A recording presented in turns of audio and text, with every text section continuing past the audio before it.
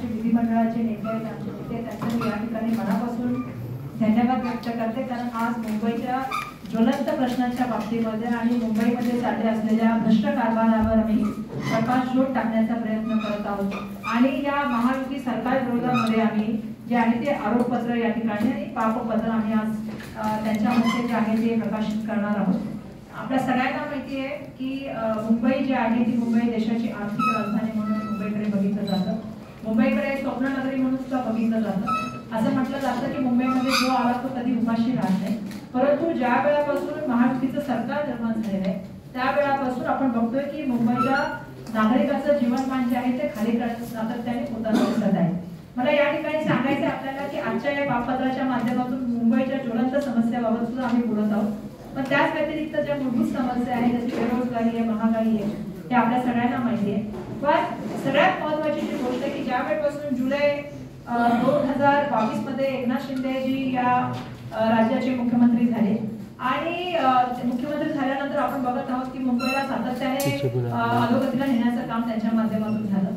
मुंबईला आपण सुरक्षित शहर म्हणून बघतो, रात्री सुद्धा महिला सुरक्षित राहू शकतात अशी परिस्थिती आहे. परंतु आज ती परिस्थिती बदललेली आहे. आपण बघितलं असेल मागील 7 महिन्यामध्ये जे आहे ते 56% हे जे महिलांवरचे जे विनयभंगाचे आणि अत्याचाराचे जे प्रमाण आहे ते वाढलेलं आहे. मधल्या काळामध्ये आपल्याला माहिती आहे की ज्यावेळेस सर्वे आला त्याच्यामध्ये असं दिसलं की मुंबईमध्ये महिला ज्या आहेत प्रत्येक दिवसाला 3 महिलांचा जो आहे तो बलात्कार होतो आणि 6 महिलांचा जो आहे तो विनयभंग होतो. आपल्याला माहिती आहे मुंबईमध्ये वरळीला एक मोठा जो आहे हिट अँड रन जी घटना घडली आणि त्या ठिकाणी ती घटना फक्त हिट अँड रनची नव्हती, ती मर्डरची होती अशी आमची त्यावेळी आम्ही जाऊन त्या ठिकाणी पोलीस स्टेशनला सांगितलं आणि त्यासाठी मागणी सुद्धा केली होती. आजही आपल्याला माहिती आहे की इतक्या दिवसानंतर सुद्धा त्याचं सीसीटीव्ही फुटेज बाहेर आलेलं नाहीये. याचं कारण असं आहे की जर सीसीटीव्ही फुटेज बाहेर आलं तर मोठ्या प्रमाणामध्ये महाराष्ट्रात नव्हे भारतामध्ये याच्या संदर्भामधला मोठा आक्रोश त्या ठिकाणी दिसेल. आज देशामधली सगळ्यात महत्वाची समस्या जी आहे ती बेरोजगारी आहे आणि मुंबईमध्ये त्याची पातळी खूप आपल्याला माहिती आहे की मोठ्या प्रमाणामध्ये बेरोजगारी वाढलेली आहे.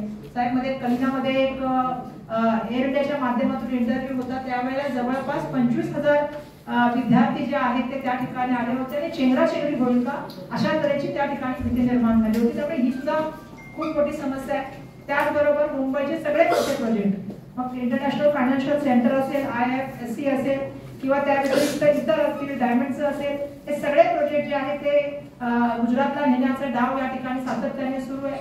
त्याविरुद्ध सुद्धा लढण्याचं काम आपल्याला करायचंय. आणि आपल्याला माहिती आहे की मधल्या काळामध्ये एक मोठी जे आहे ते होल्डिंग त्या ठिकाणी पडलं.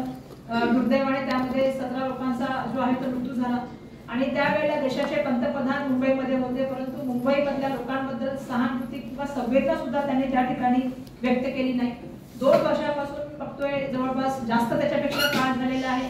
मुंबई महानगरपालिकेमध्ये नगरसेवक नाही आहेत, लोकप्रतिनिधी नाही आहेत, पण दिवसागणिक टेंडर निघत आहेत आणि ते टेंडर आणि जे कॉन्ट्रॅक्ट आहेत ते मित्रांना देण्याचं काम होत आहे. आज सकाळी सुद्धा आम्ही बघितलं की मुंबईमध्ये रस्त्यामध्ये खड्डे पडलेले आहेत. खरं तर सांगण्यात आलं होतं मुख्यमंत्री महोदयांच्या माध्यमातून 6,000 कोटीचं टेंडर निघालं, परंतु दुर्दैवाने त्याचं सुद्धा 5% काम सुद्धा सुरू झालेलं नाहीये. आणि त्यामुळे विविध विषयासंदर्भामध्ये आम्ही आजच्या या पापपत्राच्या माध्यमातून आपल्या सगळ्यांसमोर काही गोष्टी उजागर करू इच्छितो. आपल्याला माहिती आहे की अधिकाऱ्यांची काय त्या ठिकाणी रेट आहे, आमदारांचं काय, पक्षामध्ये नगरसेवक घ्यायचे असेल तर त्यांचं एक कार्ड आहे आणि मोठ्या प्रमाणामध्ये हे खरेदी विक्रीचे व्यवहार सातत्याने सुरू आहे. मुंबई महानगरपालिकेच्या आरोग्य व्यवस्थापनाचं बोलायचं झाल्यास 27 महानगरपालिकेमध्ये आता आपण जे आहे ते 19व्या क्रमांकामध्ये आणि त्यामुळे सुद्धा आपल्याला माहिती आहे की सरकारी दवाखाने असतील किंवा मुंबई महानगरपालिकेचे दवाखाने असतील, या दोन्ही दवाखान्यामध्ये MRI मशीन असतील, सिटी स्कॅन मशीन असतील, त्याचबरोबर औषधाचा सुद्धा त्या ठिकाणी मोठ्या प्रमाणामध्ये तुटवडा आहे. या मशीन बंद आहेत आणि सातत्याने विधानसभेमध्ये आमदार सुद्धा त्या गोष्टी निदर्शनास आणत असतात, परंतु दुर्दैवाने त्याच्याकडे लक्ष नाही. दुसरं आजच आम्ही बघितलं की UPSCचा खूप महत्वाचा विषय तिथल्या अध्यक्षांनी आज राजीनामा दिलेला आहे. आपण बघितलं की महाराष्ट्रामध्ये सुद्धा एक केस सध्या खूप मोठ्या प्रमाणामध्ये गाजते. खेडेकर ज्यांनी दिव्यांग असल्याचा दाखला घेतला, ज्यांनी खूप साऱ्या गोष्टीमध्ये त्या ठिकाणी जे आहे आता आपल्याला दिसतंय की मोठ्या प्रमाणामध्ये त्या विषयावर चर्चा सुरू झाली. कारण खूप असे विद्यार्थी सापडण्यात आले ज्यांनी अशी सर्टिफिकेट घेऊन OBCची सर्टिफिकेट, दिव्यांगाची सर्टिफिकेट घेऊन त्या ठिकाणी जे आहे ते ऍडमिशन घेतलेले आणि आज विद्यार्थ्यांमध्ये मोठ्या प्रमाणामध्ये असंतोष आहे. कारण नीटची परीक्षा असेल किंवा आता UPSC परीक्षेवर जर प्रश्नचिन्ह निर्माण झाले तर मुलांचे भविष्य कुठे जायचं. त्यामुळे आम्ही आज एक पापपत्र या ठिकाणी सन्माननीय बाळासाहेब थोरात यांच्या हस्ते जे आहे ते प्रकाशित करत आहोत आणि हे मुंबईच्या संदर्भामधले या माध्यमातून आम्ही आजपासून जे आहे ते इलेक्शनच्या मोडमध्ये जाऊन आम्ही ज्या ठिकाणी आहे ते जाहीर करत आहोत की आम्ही इलेक्शनला कामाला लागलेलो आहोत. हे प्रकाशन होणार आहे त्याच्या आधी एक गाणं आपल्या समोर रिलीज होत आहे आणि बाळासाहेबांच्या उपस्थितीत हे गाणं रिलीज करतो.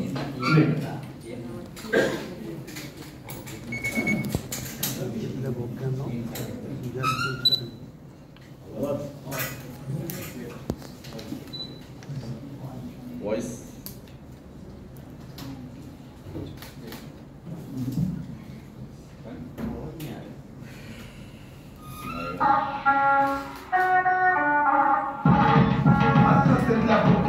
मस्ती आली काय याला ठोक्याने पैसा म्हणून जास्ती झालं काय सत्तेतला बोक्यानो मस्ती आली काय याला ठोक्याने पैसा म्हणून जास्ती झालं काय दरवर्षी लबाडानो बाहेरच तुम्ही वाटणार परीक्षा ते घेऊन पैसे आमचे लुटणार तुमच्या मागे घोषणेतून रक्त माझा आपला सत्य तुमच्या सरकाराने स्वप्न माझं छाटलं सत्तेतल्या लबाडानो सोपा वाटलो काय पॉलिटिकल सरकारला मोठे झाले काय सत्तेतला बोक्यानो मस्ती आली काय याला ठोक्याने पैसा म्हणून जास्ती झालं काय जिकडे पाव तिकडे आम्ही केलं मोठं स्कॅम पेपर गोळ्यांनी सगळ्यांनी केलं जाम चिखलामध्ये ग्राउंड घेतात मी एक तुमची दिसली आले निवडणुकीच्या हिंडात आले तुम्ही बसली खोके सरकार जनतेसोबत डाव करता काय दोन पैसे आले म्हणून आता भाव करता काय सत्तेतला बोक्यानो मस्ती आली काय याला ठोक्याने पैसा म्हणून जास्ती झालं काय कोणता गेम पुढं खोके सारखा ठीक वाटली शहरातल्या गुन्ह्याने सुप्रीमची तुटली पण थांबून मुलींचे हसे केले बंद जीवनाची खेळण्याचा भलताच याला छंद चाणक्य म्हणलं मस्ती आली काय मी पुन्हा माझ मोडीने का सोपा वाटलो काय सत्तेतला बोक्यानो मस्ती आली काय याला ठोक्याने पैसा म्हणून जास्ती झालं काय मराठी शाळा बंद करण्याचा डाव यांनी रचला बीएड वाल्या स्वप्नांना हाताळी बसला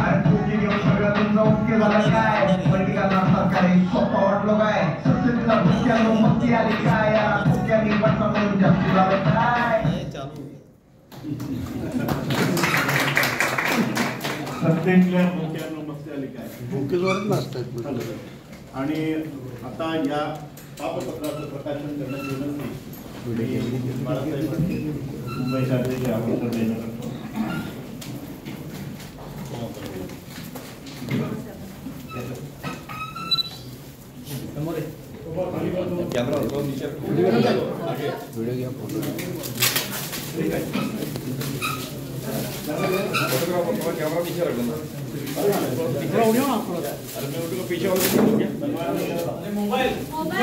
विश्वजित दादा इथे आलेले आहेत त्यांचे आम्ही स्वागत करतो आणि